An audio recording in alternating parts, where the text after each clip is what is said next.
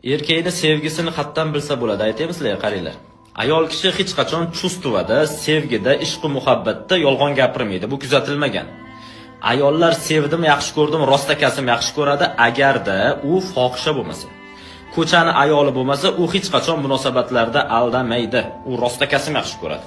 Lekin erkak kishi his-tuyg'ularda munosabatda yolg'on ishlatishi mumkin, soxtalik qilishi mumkin, tilyog'lamalik qilishi mumkin.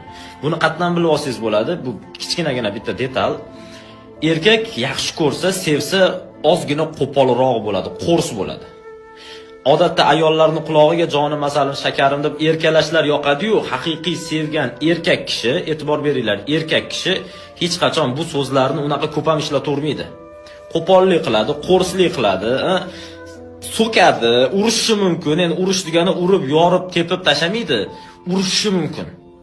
Haligi gap so'zlari ham qo'rs, qo'polroq chiqadi. Bilinglarki, mana shu erkak rostdan yaxshi ko'radi. Endi har ikkita gapni birida jonim, masalan, shakarim, uti-puti qiladigan bo'lsa, bilingki, bu sizni shunchaki qulog'ingizga lag'mon ilyapti-da, shirin so'z bilan o'zini oldida ushlab turmoqchi xolos.